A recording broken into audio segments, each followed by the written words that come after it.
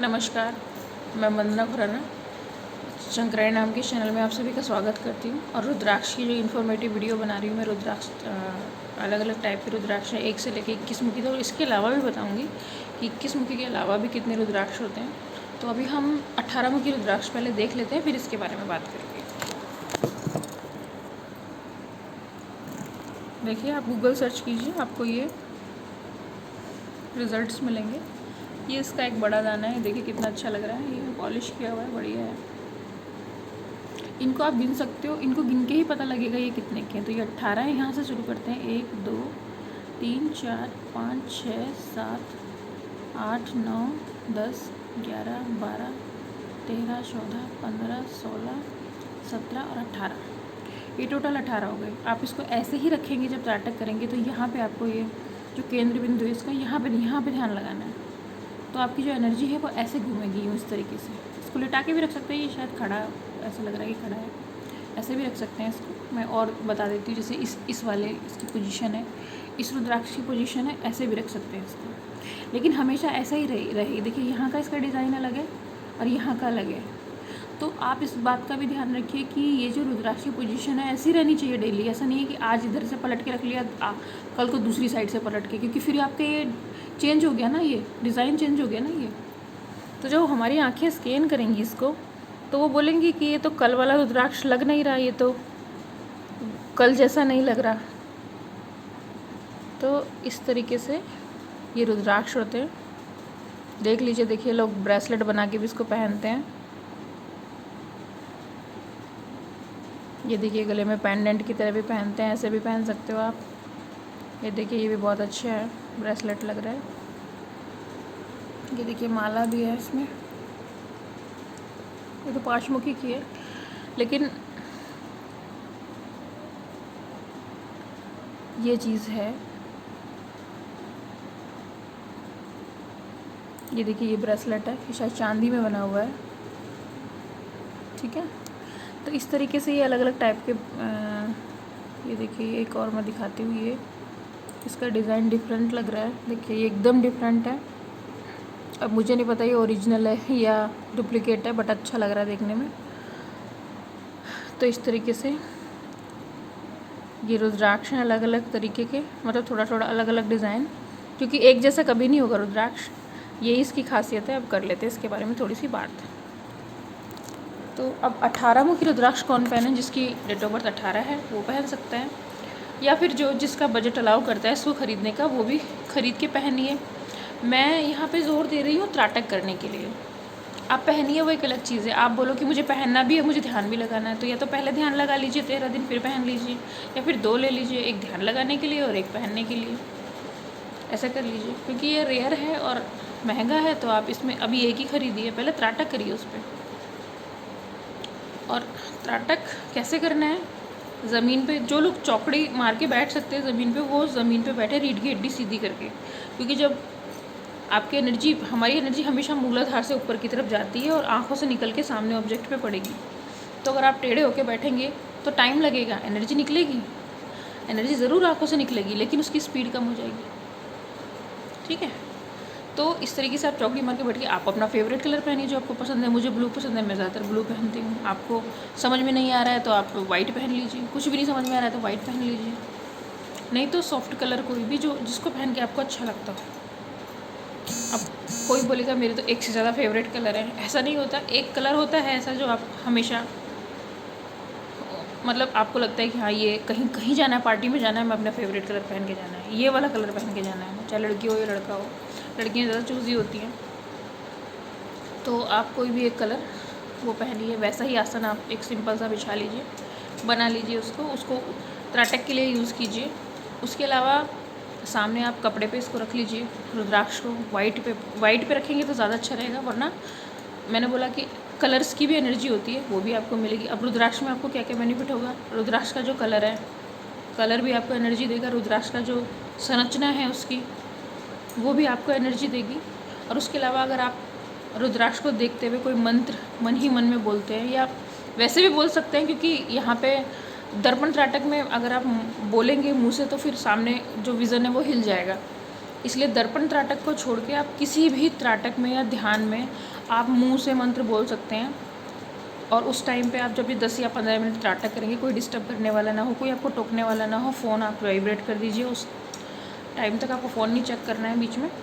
और कोशिश कीजिए, अगर आप फैमिली वाले हैं तो घर में किसी को बोल दीजिए कि भी मैं त्राटक कर रहा हूँ, इस टाइम पे मुझे डिस्टर्ब ना करें। बच्चे आपके घर में हैं, बच्चों को सिखाइए। लेडीज़ है वो भी कर सकती है रात को सोने से पहले, जिनको सोने में प्रॉब्लम आती है, नींद नहीं आती, रातों को करवटें लेते रहते, वो ज़रूर इस त्राटक को करें। रुद्राक्ष वाला, अगर रुद्राक्ष अवेलेबल नहीं है कोई दिक्कत नहीं है, आप डॉट वाला त्राटक कर लीजिए, आप दिए वाला त्राटक कर लीजिए, जो भी आपके पास चीज़ अवेलेबल है आप उससे त्राटक कर लीजिए। तो उससे ये होगा कि आपको जो नींद ना आने की समस्या है ये धीरे धीरे ठीक हो जाएगी, क्योंकि आपकी आंखों पे जोर पड़ेगा एकदम से। और जिनको चश्मा लगा हुआ है वो भी धीरे धीरे उतर जाएगा। चश्मा लगा के कीजिए अगर आप चश्मा लगाते हैं तो।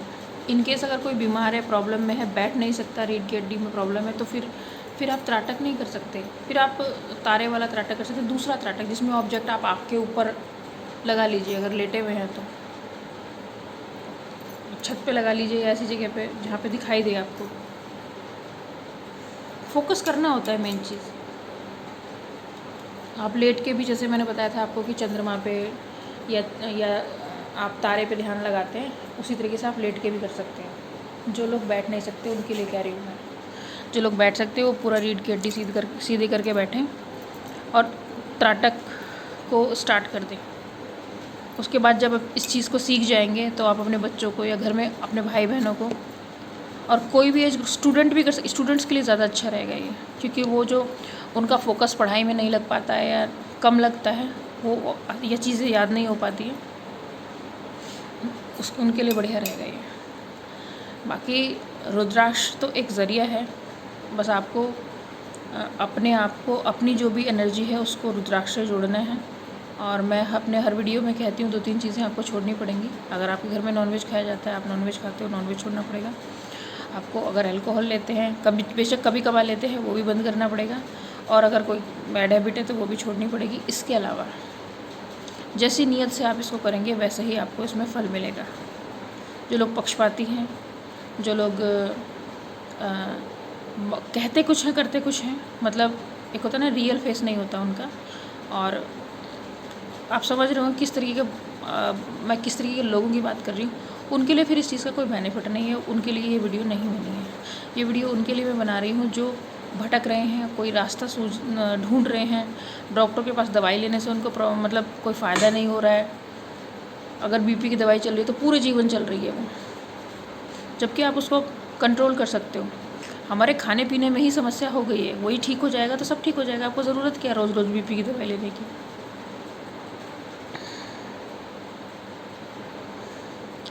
लोग गुरुओं के चक्कर में पड़े हुए हैं। ऐसा नहीं है कि सब ख़राब होते हैं, अच्छे लोग भी होते हैं, लेकिन वो उनका मिलना पॉसिबिलिटी कम होती है। या जो रियल गुरु होते हैं वो आपको कभी भी रियलिटी बता के नहीं चलते, वो आपको सामाजिक ही बना के रखते हैं। मैं आपको सामाजिक से ऊपर उठा रही हूँ। मैंने क्या बोला, हम आत्माएं हैं, हम शरीर नहीं है। हमें शरीर प्राप्त हुआ है अपने माता पिता के ज़रिए, तो आप अपने आप को आत्मा मान के चलेंगे तो आपके लिए बहुत सारे प्रकृति के नियम कानून लागू नहीं होंगे, आप उनसे ऊपर उठ जाएंगे, आपकी सोच अलग हो जाएगी।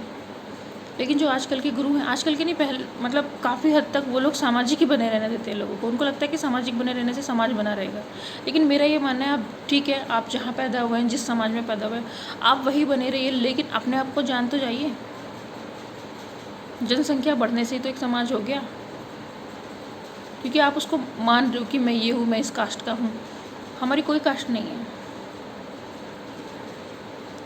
किसी व्यक्ति की कोई जाति नहीं होती है, सब मनुष्य हैं।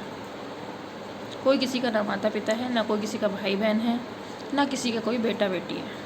किसी का किसी से कोई रिश्ता नहीं है, सिर्फ शारीरिक रिश्ता होता है ये। या शरीर हमें माँ बाप ने दिया तो वो हमारे माता पिता हो गए, कल को हम बच्चे पैदा करेंगे तो वो हमारे बच्चे हो गए, तो हमारा उन पर कोई आधिपत्य नहीं है।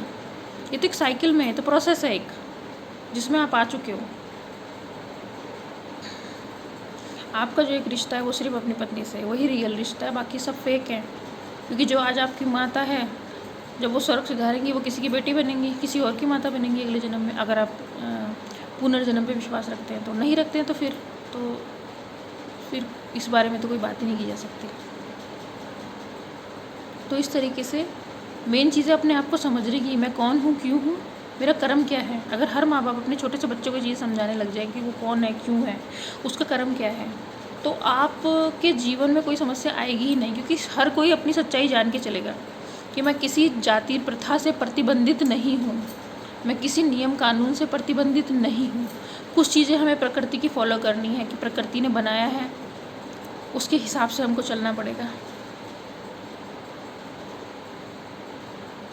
अगर हम उसके हिसाब से नहीं चलेंगे तो फिर आप संघर्ष कीजिए, क्योंकि फिर अगर अपने हिसाब से चलना है तो फिर आप संघर्ष कीजिए, क्योंकि संघर्षरत रहेंगे तो जीवन में आगे बढ़ेंगे। अगर आप कमज़ोर हैं, संघर्ष नहीं कर सकते, तो प्रकृति आपकी कोई मदद नहीं करेगी, क्योंकि प्रकृति कमज़ोर इंसानों के लिए नहीं है। कमज़ोर आदमी को तो मरना पड़ेगा, जाना पड़ेगा यहाँ से। जो संघर्ष कर सकता है, जो संघर्षशील आगे बढ़ेगा, चाहे वो कोई भी है, अच्छा या बुरा इंसान, वही आगे बढ़ेगा। जो संघर्ष नहीं कर सकता उसके लिए कोई जगह नहीं। और मैं जो आपको बता रही हूँ ये भी एक प्रकार का संघर्ष है, अपने आप को जानना। ये जो अपने अंदर की उथल पुथल है, इसको शांत रखना। तो त्राटक के ज़रिए से हम ये तो करते हैं, अपना मंथन करते हैं, आत्म मंथन है। आप चिंता के बजाय चिंतन करेंगे, फिर समस्याएं अपने आप सॉल्व होने लगेंगी। नकारात्मक लोग आपके आसपास भी नहीं फटकेंगे। तो आपको मैं एक फुल प्रूफ एक ऐसी चीज़ समझा रही हूँ जो शायद कोई गुरु भी किसी को पास में बिठा के नहीं समझाएगा। और मैं आपको फ्री ऑफ कॉस्ट ये चीज़ें बता रही हूँ कि जो जीवन में मुझे मिला है वो आपको भी मिला हुआ है। आप उसे समझ लीजिए बस एक बार, फिर आपके जीवन जीने का तरीका चेंज हो जाएगा। वही देखिए, जीवन वही रहेगा, आपके माता पिता वही रहेंगे, पत्नी वही रहेगी या पति वही रहेगा, बच्चे भी वही रहेंगे, सब कुछ वैसा ही रहेगा। लेकिन आप बहुत सारी समस्याएं जो सिर्फ हमारी मन की उधेड़ बुन में रहती हैं, वो 90% आप अपने आप सॉल्व आपको लगेगी कि अच्छा मैं तो खामखा परेशान हो रहा था इन चीज़ों के लिए। हम लोगों ने क्या कर रखा है ना, अपने को खुद को रस्सियों से बांधा हुआ है, और फिर हम चिल्ला रहे हैं कि हमें खोल दो। बांधा खुद है। जैसे एक आदमी ने कुंडली अंदर से लगा ली अपने दरवाजे, घर की, कमरे की, और वो ये चिल्ला रहा है बाहर लोगों को कि बाहर से कोई कुंडी खोल दो, मेरी कुंडी लगा दी किसी ने। तो आपने लगाई तो अंदर से है ना, फिर बाहर से कैसे खुलवा रहे हो उसको? अंदर से ही खुलेगी ना वो। समस्याएं उत्पन्न करने वाले भी लोग हम खुद हैं, और समाधान भी हम ही करने वाले हैं। तो जब समस्या पैदा भी हमने की और समाधान भी हमें करना है, तो फिर हम किसी और पे डिपेंडेंट क्यों रहते हैं? सही टाइम पे डिसीजन लेना हमको नहीं आता है। इसके माध्यम से आपके अंदर कॉन्फिडेंस जाग जाएगा, आपके अंदर स्टेबिलिटी आ जाएगी। कब क्या करना है, कब नहीं करना है, आप बहुत जल्दी डिसाइड कर लोगे।